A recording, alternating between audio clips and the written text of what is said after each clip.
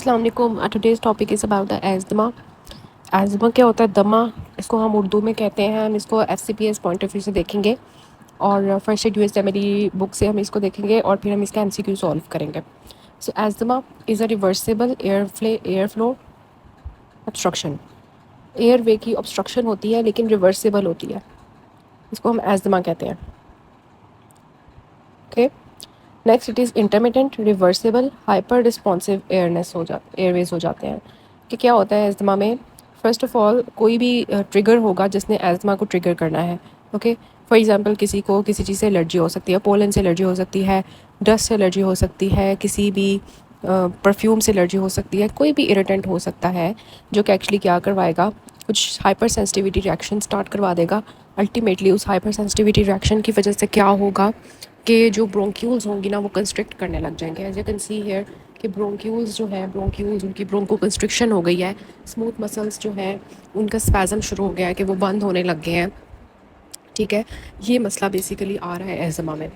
और air flow, जब obviously सांस की जो नालियाँ हैं वो बंद हो गई हैं तो वहाँ पर एयर फ्लो जो है वो कॉम्प्रोमाइज़ होगा कि सांस नहीं ली जाएगी। फिर दूसरा क्या है कि ऑब्वियसली वहाँ पर कोई रिएक्शन चल रहा है तो इस वजह से वहाँ पर क्या होगा, इन्फ्लेमेशन शुरू हो जाएगी। ओके, इन्फ्लेमेशन शुरू हो जाएगी, स्वेलिंग शुरू हो जाएगी, जिसकी वजह से फर्दर जब म्यूकस बनेगा तो फर्दर एयर फ्लो कॉम्प्रोमाइज़ होगा। म्यूकस वहाँ पे फंस जाएगा, thick mucus blocks the airway. As you can see कि इतना मोटा सा थिक सा म्यूकस है और उसने एयरवे को फर्दर ब्लॉक कर दिया है। तो एक तो एयरवे बंद हो रही है, ब्रोंको कंस्ट्रिक्शन हो रही है, और दूसरा ये कि म्यूकस प्रोडक्शन की वजह से फर्दर जो एयरवे है वो ब्लॉक हो रही है। ओके, सो बेसिकली ये एस्मा में होता है। अब हम देखेंगे कि ऑब्स्ट्रक्टिव एपिसोड में होगा क्या। वीज़ होगी कि ऑब्वियसली इस पतली सी जगह से जब निकलेगी, हवा गुजरेगी तो वो आवाज़, सीटी की आवाज़ बनाएगी, जिसको हम वीज़ कहते हैं। शॉर्टनेस ऑफ ब्रेथ, के सांस नहीं आएगा। खांसी शुरू हो जाएगी क्योंकि जब भी म्यूकस फंसता है तो उसको बाहर निकालने के लिए बॉडी कफ करवाती है, तो खांसी होगी। टेकिपनिया, तेज़ तेज़ बंदा सांस लेगा, चेस्ट टाइटनेस शुरू हो जाएगी, जैसे चेस्ट बंद हो गई है। तो अगर आपने कोई एज़मा का पेशेंट देखा होगा तो आपको पता होगा कि वो किस तरह से उसकी हालत होती है ऑब्स्ट्रक्टिव एपिसोड के वक्त। ओके, सो अब ये है कि हम इसका ट्रीटमेंट कैसे करते हैं कि इट इज़ रिवर्सिबल। हमने अलग से फार्माकोलॉजी के अंदर एंटी एज़मा ड्रग्स भी डिस्कस किए हुए हैं। तो बेसिकली इट इज़ रिवर्सिबल कि अगर हम इस डिज़ीज़ को रिवर्स कर सकते हैं। ओके, जब हम ट्रिगर को रिमूव करेंगे तो ऑब्वियसली ट्रीटमेंट इसका वही होता है बेसिकली। ओके, तो कॉमन ट्रिगर्स कौन कौन से होते हैं? जैसे कि मैंने आपको बताया, एलर्जेंस हो सकते हैं जिसमें डस्ट माइट्स है, पोलेंस है, पेट। इस वजह से जब भी आपके पास मेडिसिन में कोई पेशेंट आता है इस तरह का, दुबे का मरीज़, तो आप उससे पूछते हैं कि आपके घर में कारपेट तो नहीं है या आपने घर में कोई पालतू जानवर तो नहीं रखा हुआ। तो ये चीज़, उसके बाद viral upper respiratory tract infection के बाद एज़मा ट्रिगर हो सकता है। एक्सरसाइज की वजह से कुछ लोगों को एज़मा हो जाता है, कुछ लोगों को कोल्ड एयर में, इसी वजह से जब सीज़न आता है ना, इट इज़ सीजनल डिजीज़, तो जब भी ठंड आएगी तो सर्दी आएगी तो उनको एज़मा का अटैक आएगा। फिर उसके बाद कोई भी स्ट्रेस लेगा, इमोशंस, ये हमेशा याद रखना है कि एज़मा के मरीज़ों को कोई भी स्ट्रेस आएगा तो उनको एज़मा ट्रिगर हो सकता है। और उसके बाद इरिटेंट्स जिसमें स्मोक है, फ्यूम्स है, पोल्यूशन है, तो ये कॉमन ट्रिगर्स हैं। सबसे पहले ये ट्रिगर्स आएंगे और वो क्या करेंगे कि दे लीड टू कि जो नॉर्मल एयरवे होगी, अब उसमें एस्थमेटिक एयरवे अटैक के दौरान एक तो सांस की नालियाँ बंद हो रही हैं, ब्रोंको कंस्ट्रिक्शन हो रही है कि मसल्स कंट्रैक्ट कर रहे हैं। दूसरा, वहाँ पे म्यूकस बनना लग जाएगा जो उसको वहाँ पे एडीमा, इन्फ्लेमेशन कराएगा, जो कि सांस की नालियों को बंद कर देगा, जिसकी वजह से ये सारे सिम्टम्स आएंगे जो मैंने आपको बताए हैं। और जब हम ट्रीटमेंट देंगे तो वापस सांस की नालियाँ उसी तरह हो जाएंगी जैसे पहले थी। की कॉन्सेप्ट क्या है कि नैरोइंग होती है लेकिन डिस्ट्रक्शन नहीं होती। कि अगर हम इस नैरोइंग को मतलब खोल दें, इस ये जो ब्रोंको कंस्ट्रिक्शन हो रही है, ब्रोंको डायलेटर्स थे और म्यूकस को ख़त्म करने के लिए कोई एंटी इन्फ्लेमेटरी ड्रग्स थे, तो क्या होता है कि ये सांस की नालियाँ दोबारा वापस अपनी जगह पे आ जाती हैं। तो ये रिवर्सिबल डिजीज़ है, डिस्ट्रक्शन नहीं है। ओके, तो ये बेसिकली हमारा एज़मा था। अब हम इसकी अंडरलाइंग मैकेनिज़्म देखते हैं कि टाइप 1 हाइपर सेंसिटिविटी में होता क्या है। जो भी हमने ट्रिगर्स अभी देखे हैं कि ये ट्रिगर है, एलर्जन है, उसने क्या करना है, जैसे ही बॉडी में आना है तो साथ ही क्या होना है कि आईजीई, आपको पता है एंटीबॉडीज़ होती हैं, आईजीजी, ए, IgEMD. تو اس میں سے جو IgE اینٹی باڈیز ہے یہ آپ کا MCQ ہے. یہ کیا کرتی ہیں جا کے ماسٹ سیلس کے اوپر لگ جاتی ہیں, اس الرجن کو پکڑ کے ماسٹ سیلس کے اوپر لگ جاتی ہیں. تو ماسٹ سیلس کہتے ہیں کہ IgE کوئی نہ کوئی الرجن لے کے آیا ہے, تو اب میں نے اپنے کچھ میڈیٹرز ریلیز کرنے ہیں. تو ماسٹ سیلز ایکٹیویٹ ہو جاتے ہیں اور اپنے اندر سے گرینیولز نکالتے ہیں. جو گرینیولز نکلتے ہیں تو ان میں کون کون سے ہیں میڈیٹرز, ہسٹامین, لیوکوٹرینز, پروسٹاگلینڈنز اینڈ سائٹوکینس. ٹھیک ہے, پروسٹاگلینڈنز, لیوکوٹرینز اینڈ ہسٹامین یہ سارے کیا کرواتے ہیں, یہ سارے اب کیا کروائیں گے, برونکو کنسٹرکشن کروائیں گے, میوکس سیکریشن کروائیں گے, میوکوزل ایڈیما کروائیں گے اور انفلیمیشن کروائیں گے. اور ہمیشہ یاد رکھنا ہے کہ انفلیمیشن ان کے اندر جو ہوتی ہے اس میں ایوزینوفلز جو ہوتے ہیں وہ رچ ہوتے ہیں. تو اب یہ آپ کو سمجھ آ گئی کہ کیا ہوگا. یہاں پہ آپ دیکھ سکتے ہیں کہ ایکچولی کیا ہو رہا ہے, اسموتھ مسل ہائپرٹروفی اور ہائپرپلیزیا. جب بہت دیر تک انفلیمیشن چلتی رہے گی تو الٹیمیٹلی آپ کو پتہ ہے کسی بھی جگہ پہ کنٹینیوس اسٹریس آتا رہے تو وہ سیلز اپنے آپ کو چینج کرنے لگ جاتے ہیں. تو وہ سیلز کیا کریں گے, اپنے آپ کو سائز میں بڑا کر لیں گے جس کو ہم ہائپرٹروفی کہتے ہیں, اور اپنے آپ کو نمبر میں بڑھا لیں گے جس کو ہم ہائپرپلیزیا کہتے ہیں. تو اسموتھ مسلس ہائپرٹروفی اینڈ ہائپرپلیزیا ہوتا ہے کرونک انفلیمیشن کی وجہ سے, اور پھر وہاں پر فائبروسس شروع ہو جاتی ہے جس کو ہم سب ایپیتھیلیل فائبروسس کہتے ہیں, اور انکریز ویسکولیرٹی ہو جاتی ہے کہ وہاں پہ ویزلز جو ہوتی ہیں وہ گرو کرنے لگ جاتی ہیں. ٹھیک ہے, تو یہ 3 چیزیں ہوتی ہیں کرونک انفلیمیشن میں, اور ultimately air way becomes more reactive. تو مطلب یہ کہ ساری چیزوں کی وجہ سے ایئر وے نے ہائپر رسپانسو ہو جانا کہ تھوڑا سا بھی الرجن آنا ہے, ساتھ ہی اس نے جو ہے نا یہ سارے میڈیٹرز ریلیز کرنے ہیں, ہسٹامین, یہ ٹائپ 1 ہائپرٹن سینسٹیوٹی ریئیکشن شروع ہو جانا ہے, اور جو ہے نا الٹیمیٹلی برونکو کنسٹرکشن اور میوکس ریٹینشن. تو پیشنٹ کو کیا کیا کلینکل فیچرز آئیں گے, ویز, جب اسے پتلی سی نیرو ایئر وے سے ہوا گزرے گی تو وہ CT کی آواز پروڈیوس کرے گی. سانس میں مسئلہ ہوگا, شارٹنس آف بریتھ, کف ہوگی, چیسٹ ٹائٹ ہو جائے گی, ٹیکپنیا ہوگا, اور یہ ان پیشنٹس میں ہوگا جن کو ایٹوپی ہوتی ہے, مطلب کوئی نہ کوئی الرجی کی ہسٹری ہوتی ہے.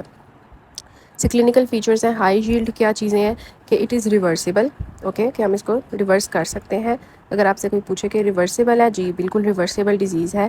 ریورسیبل ڈیزیز ہے, ایپیسوڈک ہے کہ ایپیسوڈز آتے ہیں اس کے, اور ٹریگرڈ ہوتا ہے کسی چیز سے, ہائپر رسپانسونیس ہوتی ہے, ایوزینوفلز ہوتے ہیں اس کے اندر. اوکے, اب ہم بات کرتے ہیں اس کے ڈائگنوسس کی کہ ہم نے اس کا ڈائگنوسس کیسے کرنا ہے, ہمیں کیسے پتہ چلے گا کسی پیشنٹ کو ایزما ہے. تو ایک تو اس کی وہ بتائے گا کہ فلاں سردیوں کا موسم آئے یا جو ہے پولنس کا موسم آئے, ٹھیک ہے, تو تب مجھے ایک سیزنل پرابلم ہے. تو ریکرنٹ ایپیسوڈز ہوتے ہیں آف کف, یا میں کوئی اسٹریس لوں تو مجھے شروع ہو جاتا ہے, ایکسرسائز کروں, کچھ لوگ آئیں گے مجھے شروع ہو جاتا ہے, پیٹس کے پاس جاؤں شروع ہو جاتا ہے, پرفیوم سے پاس جاؤں, تو یہ ڈفر کرتا ہے. تو recurrent episodes of cough, wheeze, chest tightness, dyspnoea especially at night, early morning اور آفٹر ٹریگرس. پھر اس کے بعد کلینکل تو ہم نے یہ چیزیں دیکھ لینی ہے, پھر ہم کرواتے ہیں اسپائرومیٹری.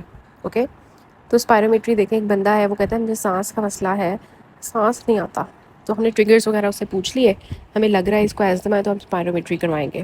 اسپائرومیٹری میں ہمیں آبسٹرکٹیو پیٹرن ملے گا. آبسٹرکٹیو پیٹرن میں کیا ہوتا ہے کہ جو ایک ہوتا ہے FEV1 اور ایک ہوتا ہے FVC, فنکشنل جو ہے یہ ہوتا ہے ایکسپائریٹری والیوم اور وائٹل کیپیسٹی. ٹھیک ہے, اس میں کیا ہوتا ہے کہ جب ہم پیشنٹ کو, جب ایزما کا ایپیسوڈ آیا ہوتا ہے نا, تو برونکو کنسٹرکشن دیتے ہیں, برونکو کنسٹرکشن ہوئی ہوتی ہے سوری, تو ہم پیشنٹ کو کیا دیتے ہیں, برونکو ڈائلیٹر دیتے ہیں. ٹھیک ہے, برونکو ڈائلیٹر جب ہم دیں گے تو آبویسلی اس کی حالت ٹھیک ہو جائے گی. ٹھیک ہے, فار ایگزامپل اس کا FEV جو تھا, مطلب فرسٹ سیکنڈ میں وہ کتنا ایکسپائر کرتا ہے, وہ پہلے تھا کم, تو اب جب ہم اس کو برونکو ڈائلیٹر دیں گے تو وہ ایزیلی ایکسپائر کر سکے گا. ٹھیک ہے, تو فرسٹ سیکنڈ میں جو ایکسپائرڈ والیوم ہے وہ اس کا زیادہ ہو جائے گا, 12% سے زیادہ, یا 200 ml جتنا ہے اس سے زیادہ. ٹھیک ہے, تو دس از ایکچولی اسپائرومیٹری. پھر آتا ہے میتھاکولین چیلنج ٹیسٹ. اس میں کیا ہوتا ہے, اس میں ایئر وے ہائپر ایکٹیویٹی ہوئی ہوتی ہے, تو یہ ہم لیتے ہیں. اس کے بعد اسپائرومیٹری میں بھی نارمل بٹوین ایپیسوڈس, تو کلینکل کوریلیشن از امپورٹنٹ. ٹھیک ہے, تو جب اسپائرومیٹری تبھی ہیلپ کرے گی جب ایپیسوڈ آیا ہوگا, تو ان بٹوین ایپیسوڈس اگر ہم اسپائرومیٹری کرتے ہیں تو اس کا کوئی خاص فائدہ نہیں ہے. ٹھیک ہے, پھر کلاسک اسپیکٹرم فائنڈنگز جو ہے وہ کیا ہے, which are not required for the diagnosis.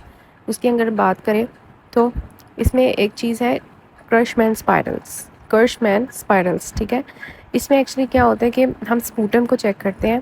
جو سپوٹم ہوتا ہے نا ایزمیٹک پیشنٹس کا, وہ اس طرح کا ہوتا ہے, اسپائرلس ٹوسٹڈ میوکس پلگس بنے ہوتے ہیں. ٹھیک ہے, اور یہ کس طرح بنتے ہیں کہ جو ایپیتھیلیم اور میوکس ہوتا ہے نا وہ ملا کے اس طرح کے اسپائرل سے میوکس پلگس بنا دیتے ہیں. ان کو ہم کہتے ہیں کرشمین اسپائرلس. تو ایزما کے پیشنٹس میں کیونکہ ایپیتھیلیم اتر رہی ہوتی ہے اور اس کے ساتھ ساتھ میوکس ہوتا ہے تو وہ ٹوسٹڈ قسم کے میوکس پلگس بناتے ہیں جن کو ہم کرشمین اسپائرلس کہتے ہیں. اوکے. دوسرے ہوتے ہیں چارکوٹ لیڈن کرسٹلس. ٹھیک ہے. اس میں کیا ہوتا ہے کہ ایوزینوفلس جب بریک ڈاؤن کرتے ہیں نا, جو ہم نے دیکھے تھے ایزما میں ہوتے ہیں, یہ ایوزینوفلس ہیں, جب یہ ٹوٹتے ہیں تو اس طرح کے ہیگزاکونل کرسٹلس بنا دیتے ہیں. ٹھیک ہے. اٹ سجیسٹ کہ یہاں پہ ایوزینوفلس بہت زیادہ ہیں اور ایوزینوفلس الرجی میں ہی زیادہ ہوتے ہیں. ٹھیک ہے. پھر ایک چیز آ جاتی ہے ایسپرین ایگزیجریٹڈ ریسپریشن ڈیزیز. ٹھیک ہے. سیمٹرٹرائڈ ہم اس کو کہتے ہیں کہ ایکچولی کیا ہوتا ہے کہ جب ایزما کا پیشنٹ ہوتا ہے نا, وہ اگر اس کے ساتھ اس کو نیزل پولپس ہوں اور ایسپرین اور اینسائڈس کی وجہ سے اس کو فردر یہ سارا ایشو ہونا شروع ہو جائے تو اس کو کہتے ہیں ایسپرین ایگزربیٹڈ ریسپریٹری ڈیزیز. کہ ایک بندہ ہے, اس کو ایزما بھی ہے, نیزل پولپس بھی ہیں, اس نے ایسپرین یا اینسائڈس لی تو اس کو ایزما کا اٹیک آنے لگ گیا. ٹھیک ہے. تو اس کو ہم کہتے ہیں کہ دس از ایسپرین ایگزربیٹڈ ریسپریٹری ڈیزیز. سیمٹرٹرائڈ ہم اس کو کہتے ہیں. 3 چیزیں ہونا لازمی ہے سیمٹرٹرائڈ کے لیے. ٹھیک ہے. ہوتا کیا ہے کہ جب ہم ایسپرین یا اینسائڈس لیتے ہیں تو وہ کاکس انہیبیشن کر دیتے ہیں. جب کاکس انہیبیشن ہوتی ہے کاکس انزائم کی تو پروسٹاگلینڈنس کم ہو جاتے ہیں. ٹھیک ہے. جب پروسٹاگلینڈنس کم ہوتے ہیں تو ایریکیڈونک ایسڈ, کیا آپ نے پورا وہ ٹیبل دیکھا ہوا ہے نا کہ ایکچولی جو فاسفولپڈس ہوتے ہیں سیل میمبرین کے اندر, ان کے اندر ایریکیڈونک ایسڈ ہوتا ہے. اس کے 2 پاتھ وے ہوتے ہیں, یا تو اس نے پروسٹاگلینڈنس کی طرف بنانا ہوتا ہے یا اس نے ایریکیڈونک ایسڈ. تو جب پروسٹاگلینڈنس انہبٹ ہو جاتے ہیں تو وہ جو دوسرا پاتھ وے ہے نا لیوکوٹرینز والا, ایریکیڈونک ایسڈ جو ہے وہ لیوکوٹرین زیادہ بنانے لگ جاتا ہے. لیوکوٹرینز کیا کرتے ہیں پھر برونکو کنسٹرکشن کرواتے ہیں. اسی وجہ سے ایک پیشنٹ ہے, اس کا نیزل پولپس کی ہسٹری ہے, ایزما کی ایشو ہے, اور اس نے ایسپرین لی یا اس نے اینسائڈز لی, تو انہوں نے کیا کیا, انہوں نے اس کی باڈی میں جا کے کاکس انہیبیشن کروائی جس کی وجہ سے پروسٹاگلینڈنس کم ہو گئے اور جو ایریکیڈونک ایسڈ تھے انہوں نے لیوکوٹرینز بنانے لگے. لیوکوٹرینز نے کیا کیا, برونکو کنسٹرکشن کروائی اور ان کو اٹیک آ گیا ایزما کا. تو ان کو ہم کہتے ہیں سیمٹرٹرائڈ. یہ 3 چیزیں اس میں ہوتی ہیں اور یہ ایسپرین ایگزربیٹڈ ریسپریٹری ڈیزیز ہے. ٹھیک ہے. تو یہ ہم نے سارا کچھ ڈسکس کر لیا ایزما کے بارے میں. آپ نے یہ سارا ریڈ کر لینا ہے. یہ دیکھیں یہ سارا ہم نے ڈسکس کر لیا کہ ایکچولی کیا ہو رہا ہوتا ہے ایزما میں. اوکے. یہ سارا آپ نے ریڈ کر لینا ہے. میں نے آپ کو PDF شیئر کر دیے ہوئے ہیں. اگر آپ کو نہیں ملتے آپ مجھے واٹس ایپ کریں, میں آپ کو بتا دیتی ہوں. وہ جو ٹریلو ہے نا ایپ, اس کی لنک میں نے واٹس ایپ چینل میں شیئر کیا ہوا ہے. وہاں میں سارے PDF ساتھ اٹیچ کری جا رہی ہوں. ٹھیک ہے. وہ آپ ضرور دیکھ لیں. ڈائگنوزس جو ہے وہ ہم کیسے کرتے ہیں, میں نے آپ کو بتایا کہ اس میں ہم سب سے پہلے تو کلینکل ہے اور دوسرا جو ہے ہمارا اسپائرومیٹری ہے. تو وہ آپ کو obstructive پیٹرن شو کرے گا. کرشمین اسپائرلس کی ہم نے بات کی, چارکوٹ لیڈن کرسٹلس کی ہم نے بات کی, ایسپرین ایگزربیٹڈ ریسپریٹری ڈیزیز کی بات کی, ساری یہاں پہ لکھی ہوئی ہے. اوکے. تو یہ ہمارا سارا ایزما کا تھا. آپ نے یہ والا یہاں سے ریڈ کر لینا ہے. obstructive lung diseases میں ایزما کے سب سے پہلے نوٹس ہیں, پھر ایزما کے بارے میں لکھا ہوا ہے, اس کے بعد اس کا ڈائگنوسس لکھا ہوا ہے کہ ہم اس کو ڈائگنوز کیسے کرتے ہیں. ٹھیک ہے. اور میکانزم ہے کس طرح سے ایزما کا اٹیک آتا ہے اور اس میں ہمیں کیا کیا چیزیں ملتی ہیں. اب اس کا MCQ جو ہے وہ سالو کرتے ہیں. اس سے پہلے میں آپ کو اس کی کوئی اگر پکچر ہے تو وہ دکھا دیتی ہوں ایزما کی. ٹھیک ہے. F اور G میں آپ کی پکچرز ہیں. ٹھیک ہے. تو یہ آپ کو کرشمین اسپائرلز مل رہے ہیں. ٹھیک ہے. اور یہ ہیگزاگونل کرسٹلز ہیں. ٹھیک ہو گیا. کرشمین اسپائرلز اور ہیگزاگونل جو چارکوٹ لیڈن کرسٹلز تھے یہ ایزما کے آپ کو شو کیے گئے ہیں. اب جی MCQ سالو کریں. یہ والا 6 years old boy presents with a persistent cough. اس کو کھانسی ہے, ویزنگ ہے اور رات کے وقت وہ زیادہ ہو جاتی ہے. اس کو ایگزیما کی ہسٹری ہے. ایگزیما جو ہے نا ایک سمجھ لیں وہ بھی ایک الرجی کی وجہ سے ٹریگر ہوتا ہے. جو ایٹوپک ڈرمیٹائٹس ہوتا ہے نا, کوئی نہ کوئی الرجن آتا ہے جو اس کو ٹریگر کرتا ہے. تو یہ ایگزیما کی ہسٹری ہے, اس کو الرجی کی ہسٹری ہے, ایٹوپی ہے اس کو. تو اب اس کو پرسسٹنٹ کف اور ویزنگ ہے, ورسن ایٹ نائٹ ہے, مطلب اس کو برونکو کنسٹرکشن ہے, اسی طرح میوکس پلگ اس کے اندر ٹائپ 1 ہائپر سینسٹیوٹی ریئیکشن ہو رہا ہے. ٹھیک ہے. تو کون سا ڈائگنوسس ہوگا, it will be asthma. Okay. So this is how you solve this MCQ and this is about the topic.